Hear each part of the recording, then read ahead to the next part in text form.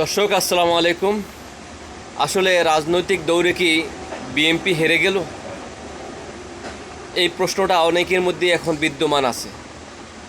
মূলত দেখা যাচ্ছে ডাকসু এবং জাকসুর যে নির্বাচনে জয়যুক্ত হলো শিবির, এর দ্বারা কি সিগন্যাল পেল পুরো বাংলাদেশের মানুষ?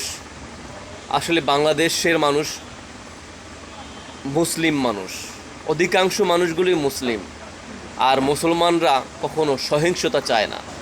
কিন্তু মুসলমান নামধারী কোনো ব্যক্তি যদি এমন চায়, কখনো মুসলিম অন্য ভাইয়েরা সেটা গ্রহণ করতে পারে না। ৭১ নিয়ে যে প্রপাকাণ্ড চালিয়ে হাসিনা এই দেশটা থেকে পালাতে বাধ্য হয়েছে, আজ জামাতের প্রতিপক্ষ যে দল তারা একই প্রপাকাণ্ড চালাচ্ছে। এটা কিন্তু এখন খায় না পাবলিক। বর্তমান যে সমাজ ব্যবস্থা, বর্তমান যে ইয়ং জেনারেশন, এদের কাছে তো মূলত ৭১ একটা গল্প, এটা তো এখন খায় না। এরপর দেখেন গত ১৬টা বছর কি যে অবস্থায় ছিল। সাধারণভাবে এই যে আমি কথা বলছি, এতটুকু কথা বলার স্পেস ছিল না। এখান থেকে রক্ষার উপায় একমাত্র আল্লাহ সুবহানাহু ওয়া তাআলা ব্যবস্থা করে দিল। আর ছাত্ররা যে এখানে নামলো, নেমে সাধারণ জনগণ নেমেছে, নেমে এখান থেকে একটা পরিত্রাণের পর্যায়ে পৌঁছেছে। কিন্তু গত একটা বছর কি দেখতে পেল? জামাত কি করেছে এবং অন্যান্য দল কি করেছে? এজন্যই সাধারণ মানুষ জামাতের দিকে ঝুঁকছে।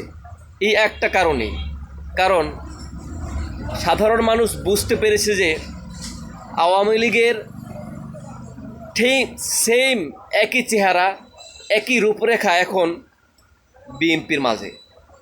আর বিএনপির মাঝে যদি এমনটি হয়, তাহলে আগামীতে জনগণ তাদের কাছ থেকে কী আশা করতে পারে, কি পেতে পারে, এটা কিন্তু জনগণ বুঝে গিয়েছে।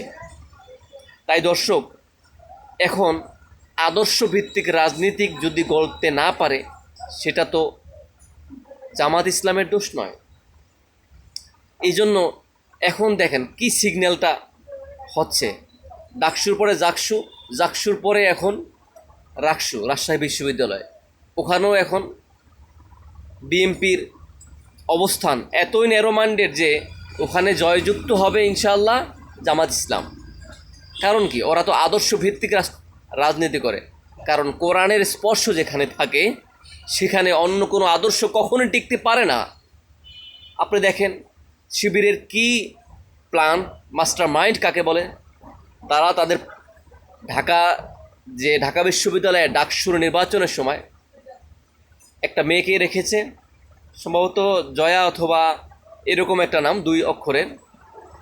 এই মেয়েটা স্বাধীনতা বিষয়ক একটা পদে নির্বাচন করেছে।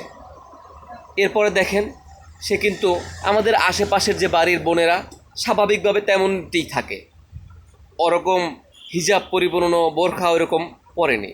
এটা দ্বারা কি সিগন্যাল দিল তারা?